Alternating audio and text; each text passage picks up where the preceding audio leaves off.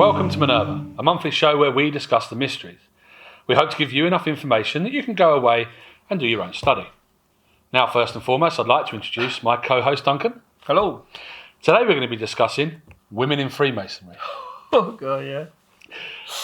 Now, just to give some setting for this, really, there are two main organisations in England. We're going to be mainly talking about women in Freemasonry in England, but I think we'll be a bit broader than that towards the end of the discussion. There are two main governing bodies, which is the OWF and the HFAF. Yeah. Both formed in the early 1900s and come from a position of co-masonry originally in France, from my understanding. Now, both of those organising bodies are there today. They both work independently and are starting to gain a bit more validity. It seems that they're growing, and it seems that they're organisations which are very much in the public eye at the moment. Now, what we do here is normally discuss the mysteries, and we discuss lots of different mysteries, from Rennes Chateau through to Roslin Chapel, etc., etc. But is this really a mystery? Yes. Yeah, okay, I'll commit. I'll say yes. I think we could define it as a mystery from 3 points. One is a sense of, for general knowledge, I can understand that most people think that Freemasonry is male only. I mean, cinematically, we only ever see it as that dark, sinister Masonic order being male. And so the mystery is, are there female Masons? Which goes on to the next mystery, which is the case of, we know from an English perspective, although there are some people very much opposed to recognizing female Freemasons, in certain other places of the world, especially in America, there is almost, I regret even using the word, there's almost hostility to the idea of discussing female Freemasonry. It's like a blanket no. And the most bizarre thing is Freemasonry is so much about kindness and harmony. To see this being such a venomous topic to talk about there's a mystery now. I can't understand why people are so hostile about it. Fellow Masons so hostile.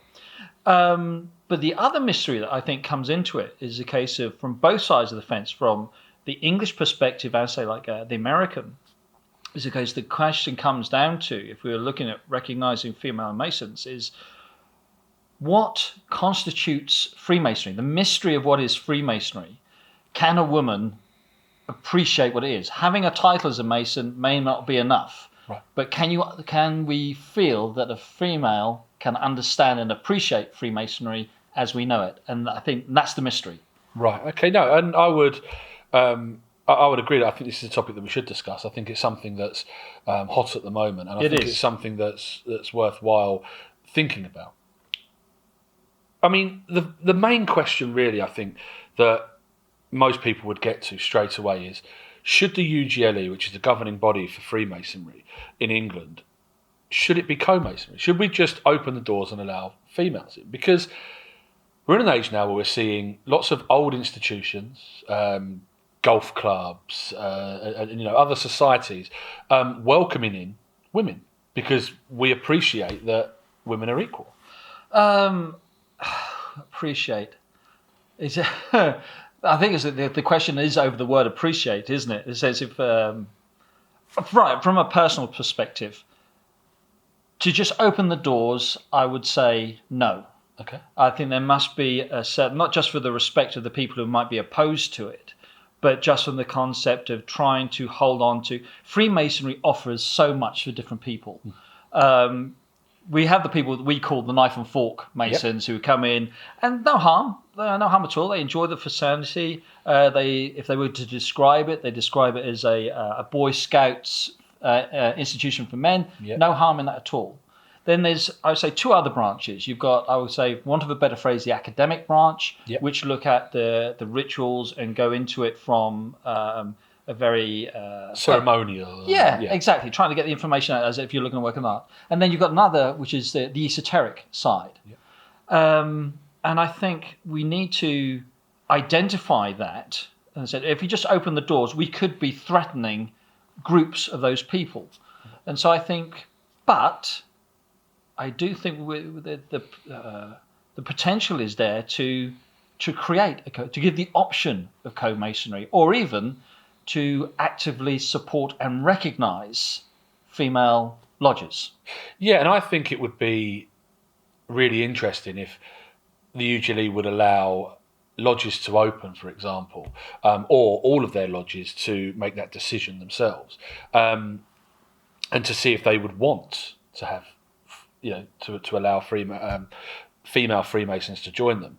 I think it could become quite interesting in the sense that, for me, I look at things, as you know, through the more esoteric lens, and I'm always looking for balance. Yeah. Freemasonry is very much about balance. Yeah. We talk about the black and white squares and joy and sorrow and all of these types of things. And I feel that with those teachings, it's so strange that it's only a male environment, because actually to bring some females within our order would potentially give us that balance that we need. However, I do appreciate that it would upset a lot of people that have given a lot to Freemasonry. Now, whether or not those people deserve to be challenged is another matter. But I do see that there could be a potential for it. I can understand it. I do get the balance, and I look over the fence of the esoteric world that you live in. Yeah. But I'm on the other side. I can accept the concept of co-Freemasonry and supporting female Masons. I would stay with a male-only lodge. My reason being is a case of, I understand you like the balance part, but for me, Freemasonry is, we have another sentence in it, which is a case is about making our phrase is to make good men better, but even if we make that universal. Now, one of the rules that we have is that if two Masons fall out in a lodge, they are required to settle their differences or remove themselves from the lodge so the harmony stays within the temple. Now, we hopefully assume that every Mason is a polite person, a gentleman, But for me, one of the beautiful things is when two men meet each other and they can't get over their differences and they work to get over their differences, that's a beautiful thing. And Freemasonry supports that. But if there was a woman in the lodge, our gentlemanly instincts are to suppress our anger, not because of dealing with the issue with the other man, but because there's a woman present. And so we would lose that part of Freemasonry because how am I getting on with this man because I'm actually facing the problems I have with him, or am I doing it because there's a lady in the room? So I can understand where you can see the balance, what you would get from it from the esoteric side, which is valid. But for me, I would lose that other teaching on this side, which is about a man getting on with a man. Most of us get on with women fine, or we deal with our relationships with it. That's a different thing that we're dealing with. Mine is about getting on with another man. Yeah. So no, that is interesting. I mean, another big question would be the women that are currently in all women Freemasonry. Would they want to join us? Yeah, that is a big question. I know you've got a slightly different answer or perspective, but again, my perspective would be there's a kind of, they are successful. I mean, there's a wonderful 1930s, I don't know, 36 or 39, there is a footage, a Pathé news footage. Yes, I've seen it. These ladies in gowns coming out, all in the Masonic regalia, and they're looking proud, rightfully so, of their the prestige there, admirably. And so I can imagine them turn around and say, you know what, love, we don't need you, we're doing fine on our own. So I can understand they might not need to for that perspective, but from experience of a different line. I mean, it's a strange thing because, and this is where I find the line hard to tread, because in talking to lots of women Freemasons, I find they don't want to join us. They say that they're happy as they are, they've got no intention to do that. However, I do find that their hierarchy are often at UGLE events. Really? Certainly from almost like a marketing perspective, shall we say. Trying to explain that there's women Freemasonry to men, which I think is a great thing. I think it's great that people are aware of what's happening. But I do find that I think where the UGLE is so much bigger, I think they're attracted naturally by that light of having much bigger hierarchy, much bigger buildings, etc., etc.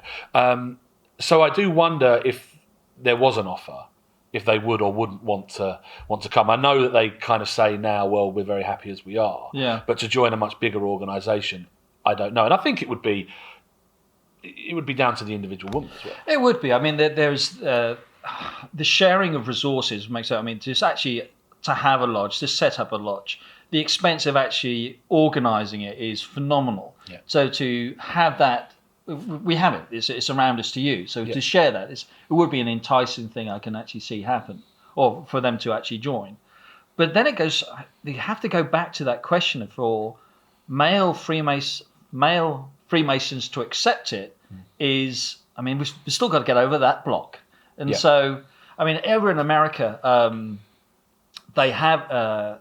Some of the rituals don't have it, but some do. That within their obligations of a Mason, there's categories that they cannot allow to be Masons. Yeah. One is a woman, another one's a fool. Yeah. Which unfortunately, with the modern vernacular, makes it feels like you're calling all women fools. Yes, which of course, we say like an idiot. But that's not actually what it actually meant. It's a case of a fool is someone just who's not intellectually enough to understand the depth that's been presented to them. Yeah.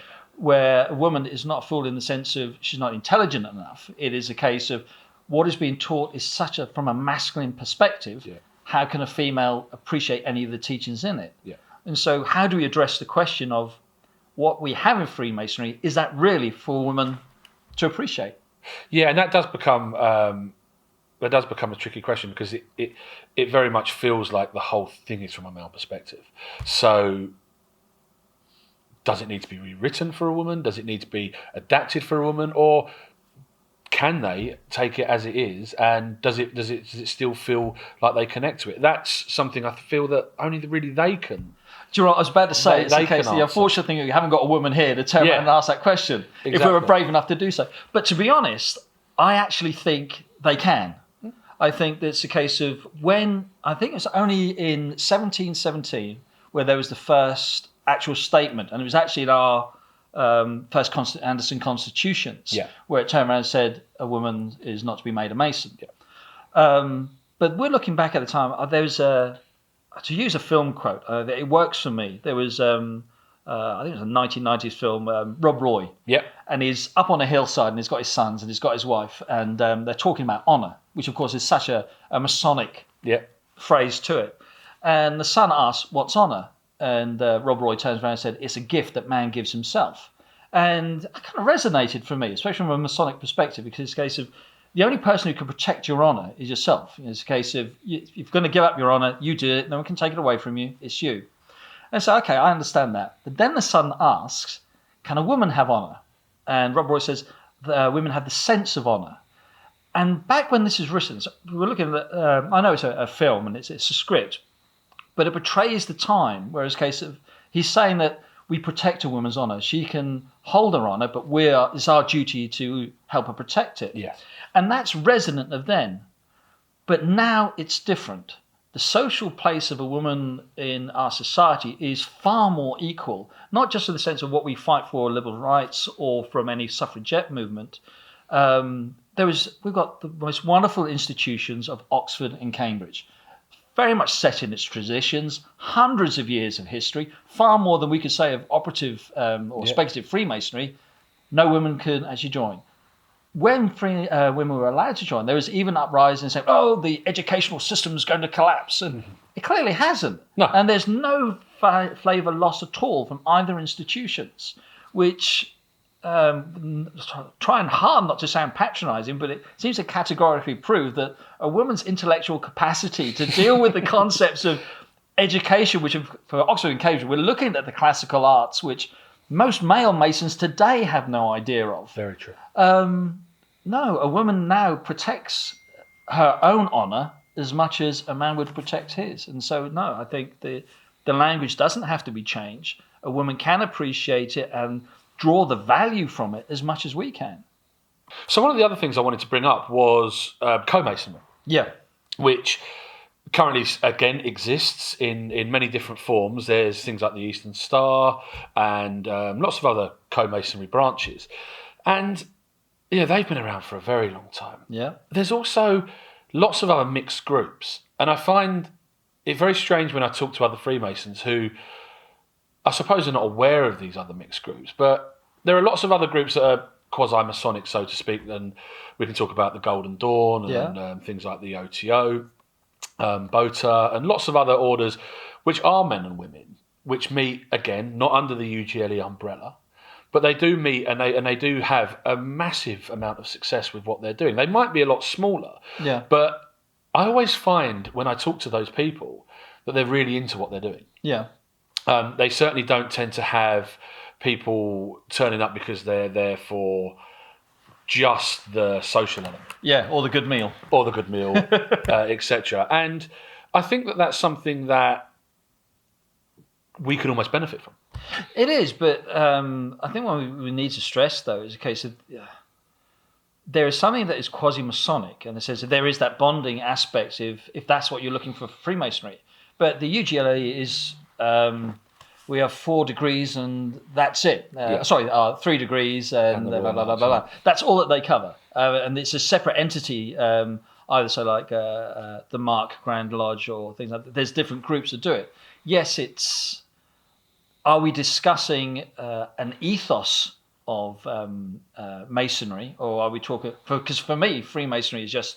I'm so shallow. It's UGLE. It's my craft degrees, Royal Arch... I have dabbled extensively in the side orders. It sounds like a dinner. My side orders, my frying chips, which I enjoy, but I take that as totally separate from Freemasonry. Yeah.